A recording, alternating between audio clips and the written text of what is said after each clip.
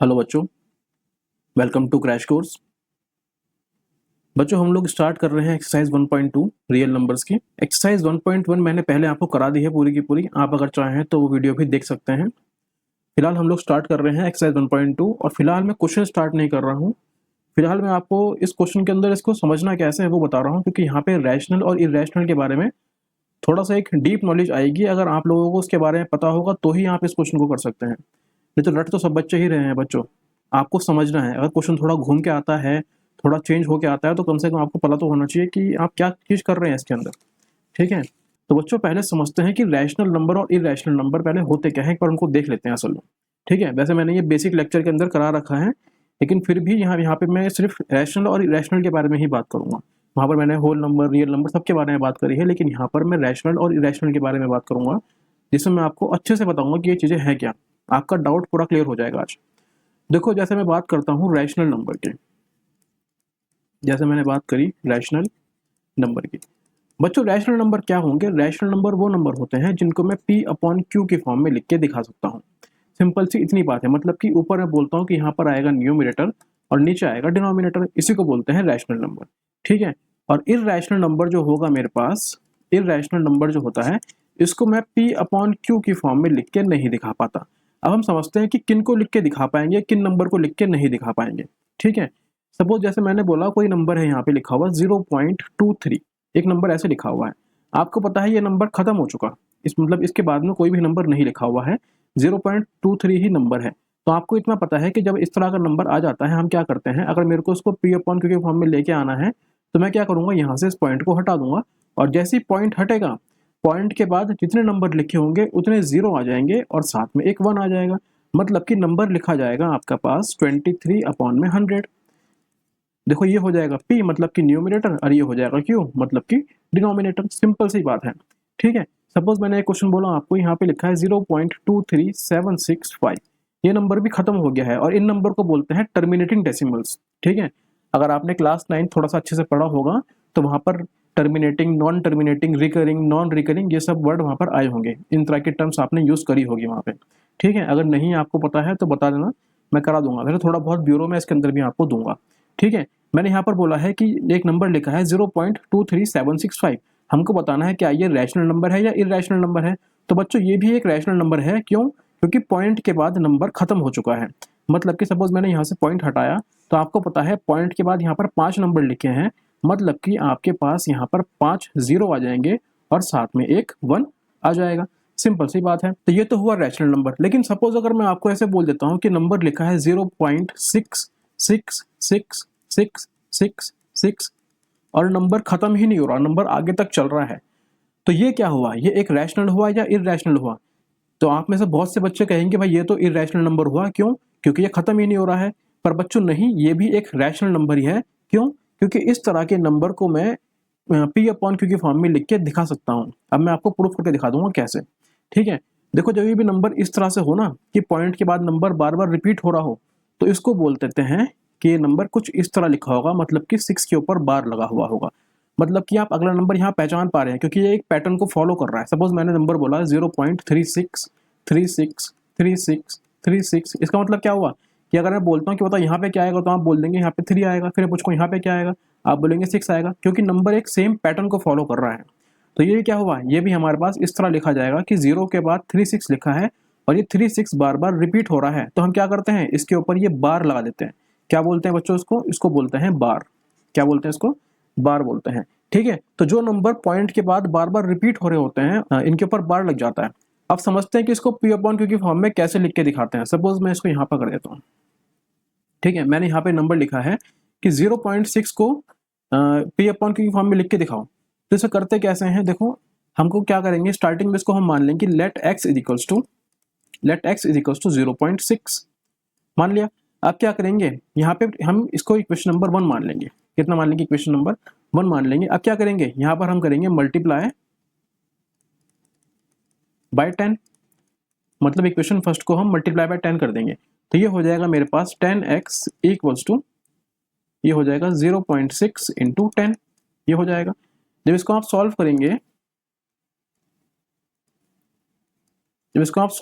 तो ये हो जाएगा मेरे पास 10x इक्वल्स टू 6.6 के ऊपर बार, यहाँ पर लगा था इसके ऊपर बार और यहाँ पे लगा था इसके ऊपर बार। अब हम क्या करेंगे, इसको मानते हैं इक्वेशन नंबर सेकंड, और क्या करेंगे, इस सेकंड इक्वेशन में से इस फर्स्ट इक्वेशन को माइनस कर देंगे। तो ये हो जाएगा मेरे पास 10x माइनस कर रहे हैं, ठीक है, 10x minus x equals to 6.6 के ऊपर बार माइनस का 0.6 के ऊपर बार। देखो ऐसे लिखा हुआ है ये, मैं क्या कर रहा हूँ 6.6666 डैश डैश, इसमें से इसको माइनस कर रहा हूँ मैं 0.66666, इसको माइनस कर रहा हूँ। तो आपको पता है ये 6 तो बार बार रिपीट हो रहा है, तो ये सारे के सारे जो 6 रिपीट हो रहे हैं ये सारे के सारे 6 माइनस हो जाएंगे, इससे कट जाएंगे। क्या हो जाएंगे, कट जाएंगे, और 6 में से 0 जाएगा तो कितना बचेगा, यहाँ बचेगा 6। तो यहाँ से आप इसको बोल पाए कि ये लिखा है 10 में से x जाएगा कितना बचेगा, ये हो जाएगा 9x, और इसको सॉल्व करके मैंने यहाँ पे निकाला कितना आ गया 6। जब इसको सॉल्व करेंगे तो ये हो जाएगा x इक्वल टू 6/9 और ये हो जाएगा 2/3। तो देखो इस नंबर को आप इस तरह के फॉर्म में लिख के दिखा पाए। मतलब क्या हुआ कि ये मेरा अगर कोई नंबर इस तरह का आ रहा है जो बार बार रिपीट हो रहा है तो उसको मैं p/q की फॉर्म में लिख के दिखा सकता हूँ, जिसमें ये मेरा p हो जाएगा और ये मेरा q हो जाएगा। मतलब क्या हुआ कि ये मेरा एक रैशनल नंबर होता है। समझ में आ गया। अब आपको रैशनल नंबर के अंदर मेरे ख्याल से दिक्कत इसमें नहीं होगी, ठीक है। अब हम समझते हैं कि इररेशनल नंबर क्या होते हैं। अगर आप इसको उतारना चाहें तो नोट कर सकते हैं, क्योंकि मैं इसको इरेज कर रहा हूँ। देखो बच्चों, इररेशनल नंबर क्या था, हम लोगों ने पढ़ा रैशनल नंबर। अब देखते हैं इररेशनल नंबर। मैंने क्या बताया था कि इररेशनल नंबर को आप p/q की फॉर्म में लिख के नहीं दिखा सकते। देखो हो क्या रहा था, सपोज मैंने बोला कि एक नंबर लिखा है √3। अब √3 को हम लोग बोलते हैं इररेशनल है। जैसे √5 हो गया, ये भी इररेशनल है। √7 बोल दिया, ये भी इररेशनल है। लेकिन ये इररेशनल है क्यों, अब ये समझते हैं। बच्चों हमको पता होगा जब मैं इस √3 को सॉल्व करता हूँ ना, तो इस √3 की वैल्यू निकल के आती है 1.732 और ये आगे तक बढ़ती रहती है, ठीक है। यहाँ पे कोई भी पैटर्न फॉलो नहीं करता। जैसे मैं अभी तक पीछे में कुछ क्वेश्चन देख कर आया हूँ, वहाँ पर एक पैटर्न फॉलो कर रहा था। अगर नंबर रिपीट हो रहे थे बार बार तो मैं उनके ऊपर बार लगा दे रहा था। लेकिन बच्चों यहाँ पर वो उस तरह का पैटर्न फॉलो होता ही नहीं है, मतलब कि मेरे पास रिपीटिंग नंबर्स नहीं है। क्या हुआ कि ये इस तरह के नंबर हैं, मेरे को पता ही नहीं है कि यहाँ पॉइंट के बाद कितने नंबर लिखे हैं। अगर मेरे को पता हो कि यहाँ पॉइंट के बाद 15 नंबर हैं, 20 नंबर हैं, 30 नंबर हैं, तो मैं पॉइंट हटा के उतने जीरो लगा दूंगा और सॉल्व कर दूंगा। लेकिन मेरे को यहाँ पता ही नहीं है कि ये नंबर कहाँ तक जा रहा है, क्योंकि ये नंबर नॉन टर्मिनेटिंग है। ये नंबर कैसा है, ये नंबर है नॉन टर्मिनेटिंग, और साथ साथ कैसा है, नॉन रिकरिंग भी है। नॉन रिकरिंग को बोलते हैं रिपीटिंग, नॉन रिपीटिंग भी है। मतलब कैसा है, नॉन रिपीटिंग भी है। क्यों, क्योंकि नंबर रिपीट भी नहीं हो रहा है और नंबर खत्म भी नहीं हो रहा है। मतलब मेरे को पता ही नहीं है कि अगर मैं यहाँ से पॉइंट को हटाऊंगा तो कितने जीरो अपॉन में लाने हैं, ये मेरे को पता ही नहीं है। इसीलिए क्या कर रखा है, इन सब नंबर को इकट्ठा करके एक अलग बक्से के अंदर बंद कर रखा है, जिसको बोलते हैं इररेशनल नंबर। अब समझ में आपको मेरे ख्याल से आ गया होगा, ठीक है। तो आपको इतना समझना है कि रैशनल नंबर वो है जिनको मैं p/q की फॉर्म में लिख के दिखा सकता हूँ, और इररेशनल वो है जिनको मैं p/q की फॉर्म में लिख के नहीं दिखा सकता, ठीक है। अब अपना क्वेश्चन को देखते हैं कि क्वेश्चन हमसे क्या डिमांड कर रहा है। देखो बच्चों, क्वेश्चन हमसे ये बोल रहा है कि √5 को प्रूफ करके बताओ कि ये एक इररेशनल नंबर है, ठीक है। तो बच्चों इस क्वेश्चन को करने से पहले हम 2-3 चीज समझ लेते हैं कि ये है क्या। देखो √5 मतलब कि सपोज मैंने एक नंबर बोला है यहाँ पर 25, क्या नंबर है 25, और यहाँ पे नीचे है प्राइम नंबर लिखा हुआ। ये क्या है, हमारा एक प्राइम नंबर लिखा हुआ है। ये असल में थ्योरम है। ये क्या है, ये हमारी एक थ्योरम है। तो थ्योरम क्या बोलती है कि अगर मेरा नीचे कोई प्राइम नंबर है, नीचे अगर मेरा क्या है कोई प्राइम नंबर है और ऊपर कोई नंबर लिखा है, अगर मैं उसके स्क्वायर को प्राइम नंबर डिवाइड कर पाता है तो वो उसके स्क्वायर रूट को भी डिवाइड करेगा। सपोज मैंने बोला कि यहाँ पर 25 लिखा है, ये 25 किसका स्क्वायर है, ये 25 हमारा 5 का स्क्वायर है। तो मैं ऐसा बोल रहा हूँ कि अगर ये 5 का स्क्वायर जो है ये अगर 5 से डिवाइड होगा, मतलब कि जो इसका नंबर सिंपल नंबर होगा 5, वो भी 5 से डिवाइड होगा। सपोज मैंने एक नंबर बोला कि एक नंबर है 81, 81 किसका स्क्वायर है, ये है हमारा 9 का स्क्वायर। मतलब कि अगर 9 का स्क्वायर 3 से डिवाइड हो रहा होगा तो सिंपल 9 भी 3 से डिवाइड होगा, ठीक है। सपोज मैंने बोला कि 49 ये किसका स्क्वायर है, ये 7 का स्क्वायर है। मतलब कि 7 का स्क्वायर अगर 7 से डिवाइड हो रहा होगा तो सिंपल 7 भी 7 से डिवाइड होगा। इसका मतलब क्या हुआ, अब इसको समझते हैं कि हम इसको लिखेंगे कैसे। सपोज मैंने बोला कि अगर कोई p स्क्वायर है, अगर वो 5 से डिवाइड हो रहा है तो इसका मतलब क्या हुआ कि वो p भी 5 से डिवाइड होगा। बस यही थ्योरम है, बस यही क्या है हमारी थ्योरम है जो हमको इसके अंदर पढ़नी है। देखो बच्चों सॉल्व करते हैं। यहाँ पे इसने बोला है प्रूव दैट √5 इज इररेशनल। इसका मतलब क्या हुआ, हम लोग यहाँ पे कॉन्ट्रडिक्शन मेथड यूज करेंगे। अब समझते हैं कि कॉन्ट्रडिक्शन मेथड होता क्या है। बच्चों कॉन्ट्रडिक्शन मेथड ये होता है कि सपोज मैं रास्ते में जा रहा था, मैंने एक रास्ते में कुत्ते को देखा, मैंने कहा ये कुत्ता नहीं ये तो बिल्ली है, ठीक है, और मैंने बहुत सारा तामझाम करा, बहुत सारा इक्वेशन सॉल्व करा इसके अंदर, और बाद में मैंने बोला कि नहीं जो मैं स्टार्टिंग में बोल रहा था कि ये कुत्ता नहीं बिल्ली है, ये गलत, मैं गलत बोल रहा था, ये असल में कुत्ता ही है। मतलब कि मैंने क्या करा, मैंने अपने आप को गलत मान लिया स्टार्टिंग में, ठीक है, और बाद में अपने आप को ही प्रूफ कर दिया कि हाँ मैं गलत बोल रहा था, जो पहले था वही सही था। तो मतलब यहाँ पे क्या हुआ, जैसे यहाँ पे लिखा है रूट 5 इरेशनल है, तो मैं इसको बोलूँगा कि रूट 5 इरेशनल नहीं है, रूट 5 मेरा रैशनल है। मैंने क्या बोला कि रूट 5 क्या है, रूट 5 मेरा एक रैशनल नंबर है। कैसा है, रैशनल नंबर है। और रैशनल नंबर क्या होते हैं, जिनको मैं P अपॉन Q की फॉर्म में लिख के दिखा सकता हूँ। इसके अंदर अब 3-4 कंडीशन होती हैं। कंडीशन क्या है कि Q कभी भी 0 के बराबर नहीं हो सकता, Q कभी भी 0 के बराबर नहीं हो सकता, और P और Q जो है, P और Q जो है आपस में कैसे हैं, ये आपस में को प्राइम है। आपस में कैसे हैं ये, को प्राइम। को प्राइम का मतलब होता है बच्चों HCF1, मतलब कि कॉमन फैक्टर कितना होगा, कॉमन फैक्टर 1 होगा। सपोज जैसे मैंने आपको बोला कि एक नंबर लिखा है 3 और 5, क्या कोई ऐसा नंबर है जो 3 को भी काटता हो और 5 को भी काटता हो, तो आप कहेंगे ऐसा कोई नंबर है ही नहीं। तो इनको बोलते हैं को प्राइम, इन्हीं क्या बोलते हैं, को प्राइम, जहां पर HCF कितना होगा, HCF 1 होगा, क्योंकि एक नंबर है 1 जो इन दोनों को काट रहा होगा। समझ में आ गया, इसे बोलते हैं को प्राइम। तो आगे सॉल्व करते हैं। तो यहाँ पे मैंने बोला कि P और Q आपस में कैसे हैं, को प्राइम है, मतलब क्या हुआ, HCF कितना है, 1 है। तो आगे क्वेश्चन को सॉल्व करेंगे तो ये हो जाएगा root 5 equals to P upon में Q। रूट 5 कितना है मेरा, P अपॉन Q, क्योंकि मैंने स्टार्टिंग में रूट 5 को रैशनल नंबर माना था, और रैशनल नंबर को मैं P अपॉन Q की फॉर्म में लिख सकता हूँ। तो ये हो जाएगा root 5 is equals to P upon में Q। अब यहाँ पे क्या करेंगे, स्क्वायरिंग कर देंगे both side, squaring both sides. अब क्या करेंगे, स्क्वायरिंग कर देंगे, तो रूट 5 का स्क्वायर कितना हो जाएगा, ये हो जाएगा 5, और ये हो जाएगा मेरे पास P स्क्वायर अपॉन में Q स्क्वायर। अब क्या करेंगे, इस Q स्क्वायर को इधर भगा देंगे, इसके पास कहाँ चला जाएगा, ये चला जाएगा इसके पास, क्योंकि अपॉन में है, जब इज इक्वल्स टू के इधर जाएगा तो मल्टीप्लाई में चला जाएगा। तो ये हो जाएगा 5Q square equals to P square, इतना हो जाएगा 5Q square equals to P square, और इसी को मानूंगा मैं इक्वेशन नंबर, कोई दिक्कत आपको नहीं होगी। अब मैं क्या कर रहा हूँ, इस 5 को इसके अपॉन में लेके आऊंगा, तो ये हो जाएगा Q square equals to P square upon में 5। और हम लोगों ने ये पहले पढ़ा था थ्योरम के अंदर कि अगर कोई प्राइम नंबर डिनोमिनेटर में लिखा हुआ है और वो किसी नंबर के स्क्वायर को डिवाइड कर पा रहा है, मतलब कि वो उसके स्क्वायर रूट को भी डिवाइड करेगा। मतलब क्या हुआ इसका, इसका मतलब ये हुआ कि if 5 divides P square then 5 divides P also. ठीक है, ये क्या बोल रहा है, ये बोल रहा है कि अगर P स्क्वायर 5 से डिवाइड हो रहा है तो सिंपल P भी 5 से डिवाइड होगा। ये क्या है, ये हमारी थ्योरम है, ये क्या है हमारी एक, ये हमारी एक थ्योरम है।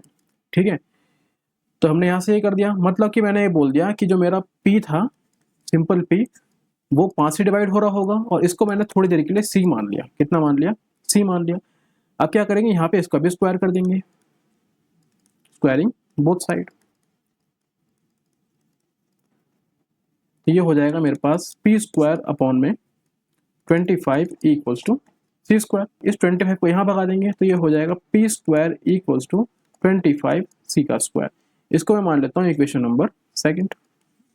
कितना मान लिया इसको मैंने, इक्वेशन नंबर सेकंड मान लिया। अब देखो बच्चों, जो मेरी इक्वेशन फर्स्ट थी उसके अंदर ही मैंने P स्क्वायर निकाल रखा है, और जो मेरी इक्वेशन सेकंड है उसके अंदर भी मैंने P स्क्वायर निकाल रखा है। मतलब कि अगर मैं चाहूँ तो इन दोनों इक्वेशन को इक्वेट कर सकता हूँ। देखो यहाँ पर ये कितना गिवन है, 5Q स्क्वायर, और यहाँ पर ये P स्क्वायर कितना गिवन है, 25C स्क्वायर। तो मैं क्या कर रहा हूँ, यहाँ से इक्वेट कर रहा हूँ इक्वेशन फर्स्ट और सेकंड को। तो ये हो जाएगा equate equation first and second. तो मेरी फर्स्ट इक्वेशन कितनी थी, मेरी फर्स्ट इक्वेशन थी P square equals to 5Q square, ये मेरी फर्स्ट इक्वेशन थी। और सेकंड इक्वेशन है मेरे पास P square equals to 25C square, ये मेरी क्या है, सेकंड इक्वेशन है। अब देखो, जब ये P स्क्वायर और P स्क्वायर आपस में बराबर हैं, जब ये दोनों आपस में बराबर हैं तो ये भी आपस में कैसे हो जाएंगे, बराबर हो जाएंगे। मतलब कि मैं ऐसे बोल सकता हूँ कि 5Q स्क्वायर बराबर हो जाएगा 25C स्क्वायर के। कोई दिक्कत नहीं होगी। ये 5 इसे काट देगा 5 बार में, कितनी बार में काट देगा, 5 बार में। तो ये हो जाएगा Q square equals to 5C square. ठीक है, आधा क्वेश्चन यहाँ पे कर दूं, तो मैंने यहाँ से बोल दिया कि Q स्क्वायर किसके बराबर है, Q स्क्वायर मेरा 5C स्क्वायर के बराबर है। अब मैं क्या कर रहा हूँ, इस 5 को यहाँ भगा रहा हूँ, इस 5 को इसके नीचे लेके आ रहा हूँ, तो ये हो जाएगा मेरे पास क्यू स्क्वायर अपॉन में 5 इक्वल्स टू सी का स्क्वायर। देखो वही चीज़ जो ऊपर करी थी वो दोबारा से आ गई है कि अगर क्यू स्क्वायर 5 से डिवाइड हो रहा होगा तो सिंपल क्यू भी 5 से डिवाइड होगा। If Q square divides by 5 then Q also divides by 5। ठीक है, तो यहां से मैं ऐसे बोल सकता हूं कि भाई मेरा P को और इस Q को, इन दोनों को 5 आराम से डिवाइड कर पा रहा है, जबकि मैंने ये देखा था कि P और Q आपस में को प्राइम थे, मतलब कि सिर्फ 1 से ही कट रहे होंगे, लेकिन मैंने यहाँ पे देखा कि P और Q दोनों किससे कट रहे हैं, 5 से कट रहे हैं। मतलब क्या हुआ इसका मतलब ये हुआ कि 5 is the common factor of P and Q. 5 is the common factor of P and Q. Hence, our assumption that root 5 is rational number is wrong. So, root 5 is an irrational number. Hence, तो बच्चों एक बार repeat कर लेना। बच्चों आप लोग सोच रहे होंगे बहुत अजीब सा क्वेश्चन है, ये कैसे होगा, इतना बड़ा क्वेश्चन है। बच्चों बड़ा क्वेश्चन है क्योंकि यहाँ पे क्लास ही बड़ी है, आप लोग क्लास 10th के बच्चे हैं, तो थोड़ा बहुत कॉम्प्लिकेशन तो आपके लिए अब आएंगी। ठीक है, आप ये मत सोचना कि आपको क्वेश्चन प्लस वाले मिलेंगे, माइनस वाले मिलेंगे। अब आप बड़े बच्चे हो चुके हैं तो आपके लिए क्वेश्चन भी थोड़े से अच्छे लेवल के आएंगे। ठीक है, आपको लग रहा होगा कि बहुत कॉम्प्लिकेट है, बहुत डिफिकल्ट सा है, लेकिन इतना डिफिकल्ट नहीं है। अगर आप अपनी किताब लेकर अपने नोट्स बनाएंगे खुद इसके, और एक दो बार वीडियो देख लेंगे और खुद एक बार सॉल्व करेंगे, तो आप इसको आसानी से सॉल्व कर सकते हैं। जैसे मेरे को पता है ऑफलाइन क्लासेस के अंदर मैं बच्चों को पढ़ाता हूँ, तो बच्चे भी 2-3 बार तो डरते हैं इस क्वेश्चन को देख के, लेकिन जब मैं उनको बार बार सिखाता हूँ तो वो अच्छे से बाद में खुद ही करने लग जाते हैं। तो आप लोग भी वही बच्चे हैं जो बच्चे घर पे मेरे आते हैं पढ़ने के लिए। ठीक है, आप लोग भी थोड़ा दिमाग लगाएंगे तो आपको समझ में आ जाएगा और आप आसानी से इसको सॉल्व करने लगेंगे। ठीक है बच्चों, रियल नंबर एक्सरसाइज 1.2 का पहला क्वेश्चन हमने सॉल्व कर लिया था। हम लोग क्वेश्चन नंबर 2 सॉल्व करेंगे।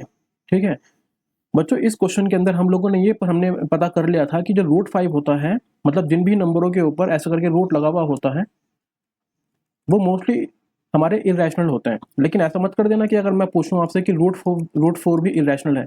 बच्चों रूट 4 इरेशनल नहीं है, क्योंकि ये क्या है, ये एक तरह का जेल है। ये बोलता है कि भाई किसी भी नंबर को अगर बाहर आना है तो अगर वो 2 नंबर का पेयर बना देगा, मतलब कि 2 नंबर बिल्कुल सेम होने चाहिए, अगर उनका पेयर बन जाएगा तो वो बाहर निकल के आ जाएंगे। तो आप यहाँ से बोल सकते हैं कि ये 4 है, ये किसका स्क्वायर है, ये हमारा 2 का स्क्वायर है। मतलब कि आप इसको इस तरीके से लिख सकते हैं। अगर आप इसको इस तरीके से लिख पा रहे हैं, मतलब कि यहाँ पे 2 सेम नंबर का पेयर बन गया, ये नंबर यहाँ से बाहर आ जाएगा। तो ये इरेशनल नहीं हुआ, ये हमारा हुआ रैशनल। ये कैसा हुआ हमारा, ये हुआ रैशनल। लेकिन अगर मैं यहाँ बात करता हूँ रूट 7 की, तो यहाँ पे कोई भी ऐसा नंबर नहीं है जो 2 नंबर मिलके साथ लाते हों। सपोज जैसे मैंने बोला कि इसको आप कैसे लिख पाएंगे, इसको आप लिख पाएंगे 1 into 7। ठीक है, या लिख पाएंगे 7 into 1, और कोई तरीका लिखने का है ही नहीं। मतलब कि देखो यहाँ पे सेम नंबर का पेयर बन ही नहीं पा रहा है, और जब सेम नंबर का पेयर बन नहीं पा रहा है तो ये इस रूट के बाहर आ नहीं पाएगा। इसी चक्कर से क्या होता है, ये हमारा इरेशनल नंबर कहलाता है। ठीक है, तो इतना आपको पता होना चाहिए कि ऐसा नहीं है कि कोई भी नंबर अगर रूट के अंदर लिखा है तो आप उसको इरेशनल बोल देंगे। अगर वो रूट के बाहर आ सकता है तो वो रैशनल होगा, और अगर रूट के बाहर नहीं आ सकता तो वो इरेशनल होगा। ठीक है, अब देखो बच्चों, ये क्वेश्चन है ना, ये क्वेश्चन इतना इंपॉर्टेंट है कि आपको प्री बोर्ड्स के अंदर भी ये क्वेश्चन देखने को मिलेगा, और बोर्ड्स के अंदर भी ऐसे क्वेश्चन बहुत ही ज़्यादा फ्रीक्वेंटली हमारे लगातार एग्जाम्स के अंदर आ रहे हैं। ठीक है, बस वैल्यू चेंज हो जाएंगी, लेकिन करने का तरीका और सब कुछ बिल्कुल सेम रहेगा। अब देखो ये क्वेश्चन ना 2 तरीके से आ सकता है आपके पास, या तो ये क्वेश्चन आपके पास 2 नंबर में आ जाएगा, या फिर ये क्वेश्चन आपके पास 4 नंबर में आ जाएगा। अगर देखो 4 नंबर के अंदर ये क्वेश्चन आ रखा है, सेम यही क्वेश्चन अगर 4 नंबर के अंदर आ रखा है, तो आपको क्या करना पड़ेगा, आपको पहले इस रूट 5 को इरेशनल प्रूफ करना पड़ेगा।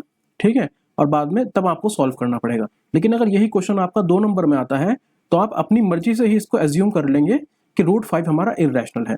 ठीक है, फिर हम अपनी मर्जी से इसको मान लें कि रूट 5 हमारा इरेशनल है, हमको फिर इसको प्रूव नहीं करेंगे। ठीक है, बस इतना से आपको बताना था। चलिए अब मैं यहाँ पे इसको ऐसा कर रहा हूँ, मेरे को पता है कि रूट 5 इरेशनल है, तो इस क्वेश्चन को करते क्या है, यहाँ पे इसने बोला है कि प्रूफ करना है कि 3 + 2√5 एक इर्रेशनल नंबर है। तो हम क्या करते हैं, हम इसका अपोजिट मानते हैं। तो लेट एज्यूम द अपोजिट, हम क्या करेंगे, इसका अपोजिट मान लेंगे। मतलब क्या माना मैंने बोला let 3 + 2√5 is a rational number. ये क्या हुआ, हमारा रैशनल नंबर हुआ।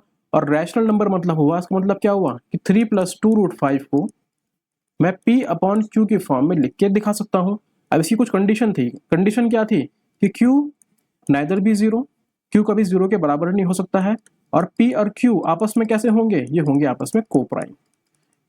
कैसे होंगे, को प्राइम। और को प्राइम का मतलब होता है HCF1, मतलब कि कोई भी 1 के अलावा इनका फैक्टर नहीं होगा। समझ में आ गया। चलो आगे करते हैं। अब क्या करेंगे, इस क्वेश्चन को, सबका क्वेश्चन का करने का तरीका एक ही रहेगा। हमें क्या करना है, हमें इस √5 को अकेले छोड़ना है, बाकी सब नंबर को यहाँ से भगाना है। तो ये नंबर ऐसे लिखा है, देखो यहाँ पे 3 जो है ना, ये प्लस में लिखा है, इसके साथ में कैसे लिखा है, प्लस में लिखा है। तो पहले क्या करेंगे, पहले इस 3 को यहाँ से हटा देंगे। ये 3 यहाँ प्लस का है, इजिकल्स टू के इधर आएगा तो माइनस का हो जाएगा। तो 2√5 में तो कोई चेंज नहीं करा, वो तो अपनी जगह पे ही रहा। ये P/Q भी अपनी जगह पे ही रहा। मैंने इस 3 को भगाया है, ये 3 यहाँ प्लस का है, इसको इधर लाएंगे तो कैसा हो जाएगा, माइनस का हो जाएगा। अब यहाँ पे क्या करेंगे, इसका एलसीएम लेके इसको सॉल्व कर लेंगे। तो ये हो जाएगा P - 3Q अपॉन में Q। ठीक है। अब क्या करना है, इस 2 को भी यहाँ से भगाना है। क्यों, क्योंकि मेरे को इस √5 को अकेले करना है।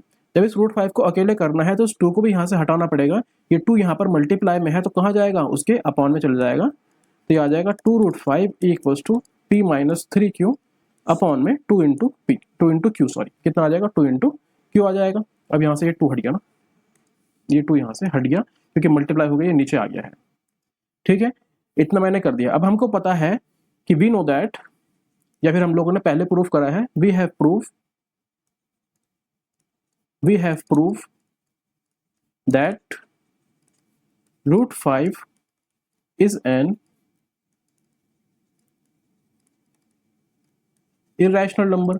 हम लोगों ने क्या प्रूफ कर रखा है पहले वाले क्वेश्चन के अंदर कि √5 मेरा इर्रेशनल होता है।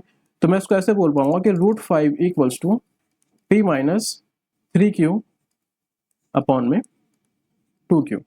ठीक है, ये था। तो यहां से हम क्या करेंगे, हमको पता था कि भाई ये √5 तो इरेशनल होता है, मतलब कि ये हुआ हमारा इर्रेशनल। ये क्या हुआ हमारा, इर्रेशनल। और ये कैसे लिखा है, ये लिखा है P/Q के फॉर्म में, और ये हुआ रैशनल। तो क्या कभी ऐसा हो सकता है कि इर्रेशनल बराबर आ जाए रैशनल के, कभी नहीं हो सकता। तो हम यहां से बोल देंगे कि irrational not equals to rational. Irrational कभी रैशनल के इक्वल नहीं आएगा। इसका मतलब क्या हुआ कि अवर अजम्पशन, जो हमने स्टार्टिंग में जो अजम्पशन करा था कि ये हमारा एक रैशनल नंबर है, वो गलत है। So our assumption is wrong. So 3 + 2√5 is an irrational number. इतना आपको करना है इस क्वेश्चन के अंदर। ये क्वेश्चन इतना इंपॉर्टेंट है कि अगर आप इतना भी इसके अंदर करके आ जाएंगे तो आपके 2 नंबर पूरे पक्के हो जाएंगे। ठीक है, थोड़ा सा आपको लग रहा होगा अजीब सा है, लेकिन बच्चों क्वेश्चन ऐसा ही है और ये पेपर में आता भी है, तो आपको पढ़ना ही पड़ेगा, इसका कोई बहाना आपको नहीं लेना है। Real number exercise 1.2 question number 3 solve करते हैं। देखो इस क्वेश्चन में क्या है, यहाँ पर उसने बोला है prove that the following are irrational, मतलब कि इसको हमको इर्रेशनल प्रूव करना है। तो हम क्या करते हैं, हम लोग इसका उल्टा मानते हैं। हम लोग यूज करते हैं यहाँ पे कॉन्ट्रडिक्शन मेथड। अब कॉन्ट्रडिक्शन मेथड क्या था कि हम जो भी चीज लिखी होगी उसका उल्टा मान लेंगे और बाद में अपने आप को गलत प्रूफ कर देंगे। मतलब हम बोल देंगे let 1/√2 be a rational number. अब रैशनल नंबर है, इसका मतलब क्या हुआ कि 1/√2 को मैं P/Q की फॉर्म में लिख के दिखा सकता हूँ। 1/√2 को P/Q की फॉर्म में लिख के दिखा रहा हूँ, तो इसकी कुछ कंडीशन होती है। कंडीशन क्या है कि Q कभी जीरो नहीं होगा, मतलब कि यहाँ पे जो डिनोमिनेटर है कभी जीरो नहीं हो सकता है। और हमारा P और Q का जो HCF होगा वो कितना होगा, 1 होगा। क्या होगा, 1 होगा। इसका मतलब क्या हुआ कि P और Q आपस में कैसे होंगे, को प्राइम होंगे। ठीक है, को प्राइम का मतलब ही HCF 1 होता है। ठीक है, मतलब कि 1 के अलावा किसी और टेबल के अंदर ये नहीं आएंगे, इसका मतलब ये हुआ। ठीक है, तो सॉल्व कर लेते हैं। सॉल्व करने के लिए क्या करेंगे, इस √2 को यहाँ से भगाना पड़ेगा, या इसको हम लोग उल्टा भी कर सकते हैं अगर हम चाहें तो। इसको मैं जब उल्टा करूंगा तो रेसिप्रोकल कर देते हैं, रेसिप्रोकल। तो जब रेसिप्रोकल कर देंगे तो ये √2 ऊपर आ जाएगा और ये Q ऊपर आ जाएगा और P नीचे आ जाएगा। मैंने उल्टा कर दिया है।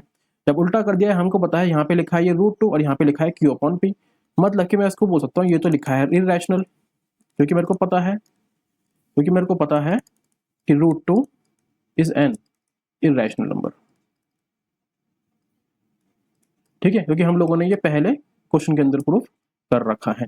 तो ये तो हो जाएगा इररेशनल, और ये हमारा लिखा है P अपॉन Q की फॉर्म में, मतलब Q अपॉन P की फॉर्म में, तो ये हो जाएगा rational.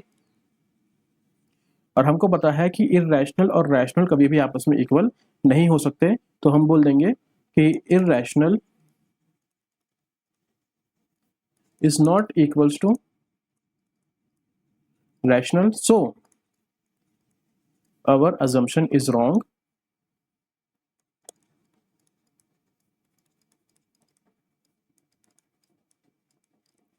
So our assumption is wrong. 1 upon √2 is an irrational number. Hence इतना ही करना है बस, आपका आंसर निकल के आ जाएगा। अब हम प्रूफ करने वाले हैं कि 7√5 हमारा इररेशनल है। तो प्रूफ करने का तरीका क्या है? सबसे पहले क्या करते हैं, हम यहाँ पे लगाते हैं कॉन्ट्रडिक्शन मेथड। और कॉन्ट्रडिक्शन मेथड का मतलब क्या होता है? मतलब होता है कि हम इसका उल्टा मान लेते हैं। तो let 7√5 be a rational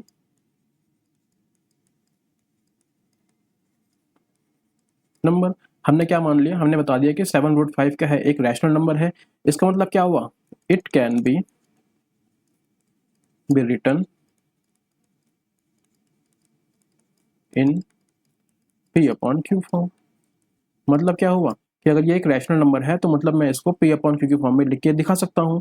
so 7√5 is equals to P upon Q। और यहाँ पर इसकी कंडीशन होती है। कंडीशन क्या है कि Q is not equals to 0, Q कभी 0 के बराबर नहीं होगा। और P और Q आपस में कैसे होंगे? ये होंगे आपस में को प्राइम। इसका मतलब क्या हुआ? इसका मतलब ये हुआ कि HCF कितना हो जाएगा? 1 हो जाएगा। ये आपको लिख के दिखाना पड़ेगा हर बार क्वेश्चन के अंदर, क्योंकि क्वेश्चन चाहता है कि आप इसको लिख के दिखाएं, नहीं तो आपके नंबर कहीं ना कहीं कट जाएंगे। अब यहाँ से क्या करेंगे, हमको क्या करना है, इस √5 को अकेले छोड़ना है, मतलब कि 7 को यहाँ से भगाना पड़ेगा। जब जैसे ही √5 को मैं अकेला छोड़ूंगा तो ये आ जाएगा P अपॉन में, यहाँ पर ये 7 इसके साथ मल्टीप्लाई में लिखा है, यहाँ पर ये मल्टीप्लाई में है, तो जैसे ही यहाँ से हटेगा और इज इक्वल्स टू के इधर जाएगा तो ये कहाँ चला जाएगा? ये चला जाएगा डिवाइड में। तो डिवाइड में कहाँ आ जाएगा? ये आ जाएगा 7 के साथ, ये आ जाएगा 7Q। ठीक है, हमको पता है कि we have proof that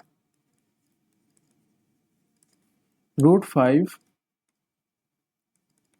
is an irrational number. कि √5 हमारा इररेशनल नंबर होता है। बच्चों मेरा 5 थोड़ा सा गंदा बनता है तो इसलिए थोड़ा सा माफ कर दें। ठीक है, तो ये हो जाएगा we have prove that √5 is an irrational number. हमको पता है, हमने पहले ही प्रूफ कर रखा है कि √5 हमारा इरेशनल होता है। तो यहां से मैं इसको ऐसे बोल सकता हूं कि √5 इक्वल्स टू P अपॉन में 7Q। मतलब क्या हुआ इसका? इसका मतलब ये हुआ है कि ये तो हुआ इररेशनल और ये हुआ मेरा रैशनल। और हमको पता है ये कभी आपस में इक्वल नहीं हो सकते। मतलब यहाँ पे लिखा क्या है? यहाँ पे ये लिखा है कि जो इररेशनल है is not equals to rational. ये तो हमारा गलत हो गया। तो ये क्या हुआ? So this is a contradiction. So this is a contradiction. मतलब कि क्या हुआ इसका? इसका मतलब कि ये गलत हो गया है। So our assumption is wrong. 7√5 is an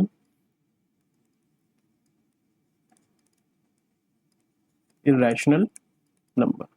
Hence, ठीक है बच्चों, समझ में आपको मेरे ख्याल से आ गया होगा। बच्चों रियल नंबर के हम लोग अब आखिरी क्वेश्चन पे आ गए हैं, जहाँ पे हम लोग सॉल्व कर रहे थे एक्सरसाइज 1.2। अब इस क्वेश्चन को सॉल्व करने के लिए पहले इसको सॉल्व कर लेते हैं, फिर मैं इस क्वेश्चन के बाद आपसे थोड़ी बहुत बातें करूंगा। देखो इस क्वेश्चन में क्या है हमारे पास, यहाँ पे लिखा है 6 + 2√2।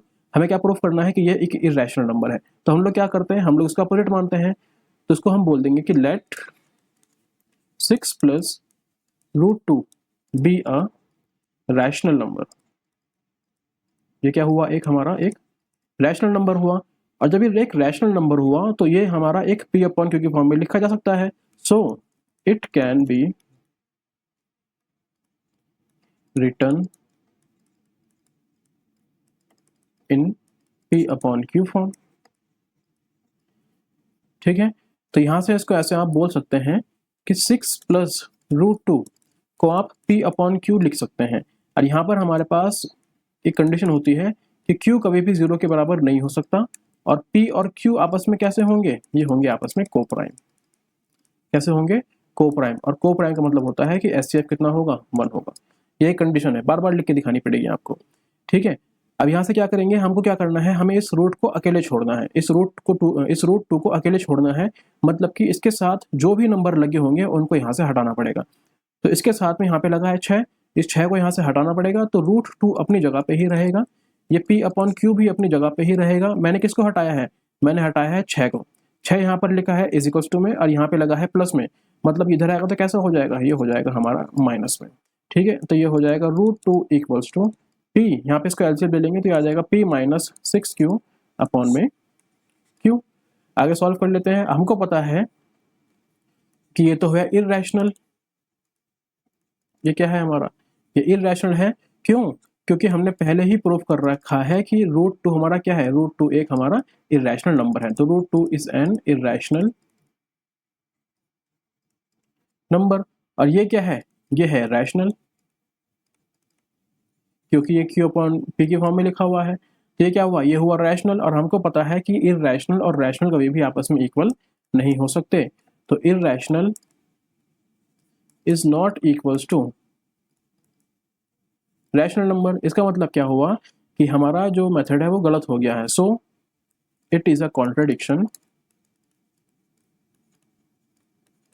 So it is a contradiction. So our assumption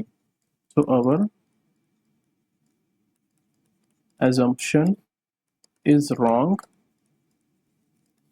Hence 6 plus root 2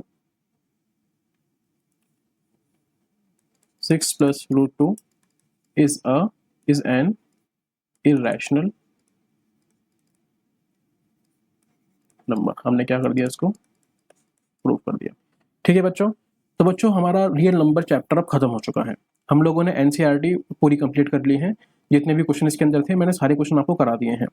पर बच्चों अभी मेरी तरफ से चैप्टर खत्म नहीं हुआ है, क्योंकि मैं इसके बाद आपके लिए जो वीडियो लेके आऊँगा वो वाली वीडियो होंगी आपके पास आर.डी. शर्मा के क्वेश्चन की, या फिर प्रीवियस ईयर क्वेश्चन की, कि प्रीवियस ईयर में किस तरह से क्वेश्चन आ रखे हैं रियल नंबर के अंदर।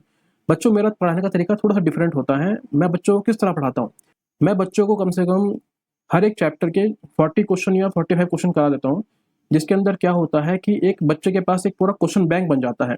ठीक है, मतलब कि बच्चे के पास एक 40 से 45 क्वेश्चन का क्वेश्चन बैंक होता है, जिसके अंदर एनसीईआरटी भी होती है, और साथ साथ में अलग से कुछ एक्स्ट्रा क्वेश्चन भी होते हैं, जिसके अंदर प्रीवियस ईयर भी होंगे, आर.डी. शर्मा के भी होंगे। इनसे क्या होता है कि बच्चे को कहीं और भटकना नहीं पड़ता है। ठीक है, तो मैं यहाँ पर भी आपको इस तरह पढ़ाऊंगा। मैं यहाँ पर जितने क्वेश्चन मैंने एनसीईआरटी करा दिए हैं सारे करा दिए हैं। अब मैं आपके लिए आर.डी. शर्मा की सीरीज लेकर आऊंगा, जिसके अंदर मैं रियल नंबर से जितने भी क्वेश्चन आर.डी. शर्मा के अंदर अच्छे क्वेश्चन हैं, या फिर प्रीवियस ईयर क्वेश्चन जो आप पहले आ रखे हैं, उन क्वेश्चन को मैं यहाँ पर पढ़ाऊंगा। तो ऐसा करके आपके पास जो एक क्वेश्चन बैंक बनेगा वो 40 क्वेश्चन से लेके 50 क्वेश्चन के बीच में बन सकता है, कई बार इनसे ज़्यादा भी जा सकता है। तो बच्चों अगर आपको मेरा ये एफर्ट अच्छा लग रहा होगा तो follow my channel, subscribe to the channel and like if you like the video. Okay, तब तक के लिए नमस्ते, जय हिंद,